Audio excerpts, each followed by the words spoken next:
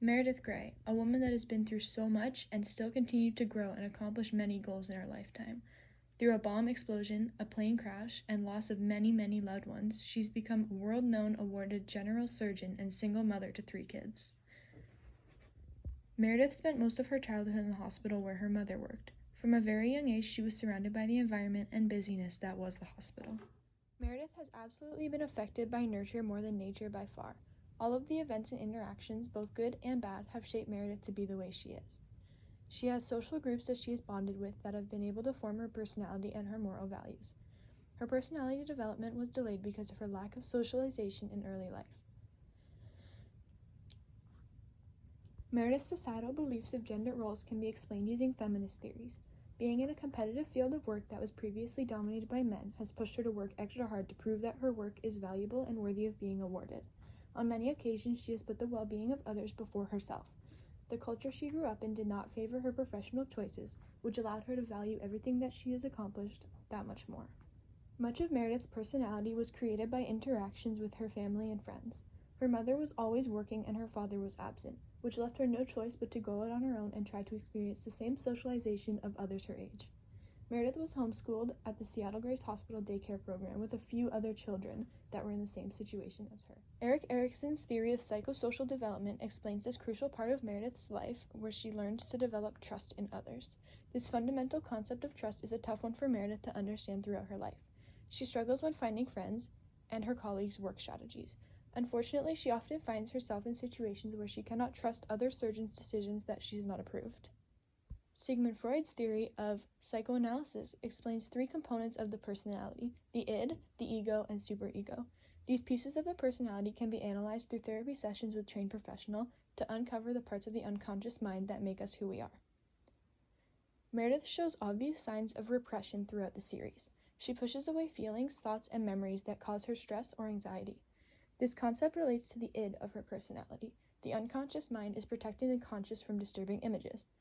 She finally decides to go to therapy after a long train of trauma and opens up to the therapist about her mother's suicide attempt when she was a young child.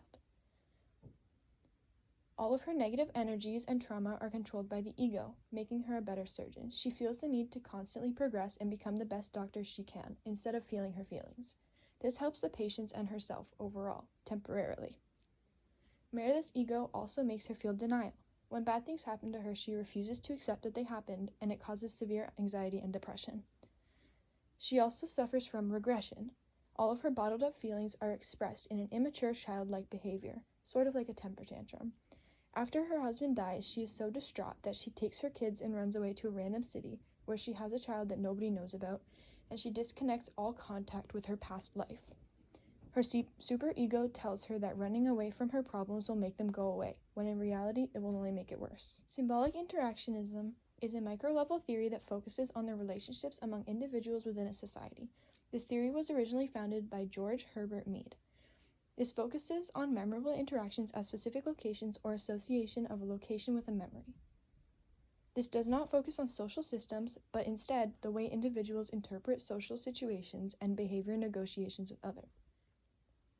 A social group that Meredith has been a part of is the hospital setting. Since she is always in the hospital, she was taught all her life that work comes first. Her mother always told her, the carousel never stops turning, a metaphor resembling that life won't stop just because you do, and to never be anything less than extraordinary. The hospital that Meredith Grey works at is run by racially diverse, powerful surgeons who are all respected. And no matter a patient's race, religious beliefs, or appearance, Dr. Grey will always do everything in her power to help them. She does not conform with society's rules that women cannot be surgeons, but instead only nurses. On multiple occasions, she speaks out against patients that underestimate her power and skill. She has been in trouble with the police because of her actions to protect herself and others. Meredith was heavily influenced by her friends and family. She always aspired to be a surgeon and be recognized around the world just like her mother. Growing up mainly at the hospital, she was close with her mother's colleagues, specifically Richard Weber. He became the closest thing to a father figure when her parents separated. Later in life, her and fellow interns that she was grouped with during the first years of her surgical residency became close and all pushed each other to become great people and doctors. They all helped each other study and work towards their ultimate goal. In the first 2 years of internship, she lost her mother and 2 of her best friends that she had grown very close to. This was the first great trauma since living on her own in Seattle. She had always grown up suppressing emotions, and more than ever, she was using these unhealthy coping mechanisms in her daily life, which impacted her and her friends while they were all grieving. While she was in major depressive episodes, she would completely distance herself from everything but her work. Anyone that tried to help her would only make things worse. Over years, her friends would start to leave her because she was falling apart and wouldn't let anybody talk to her.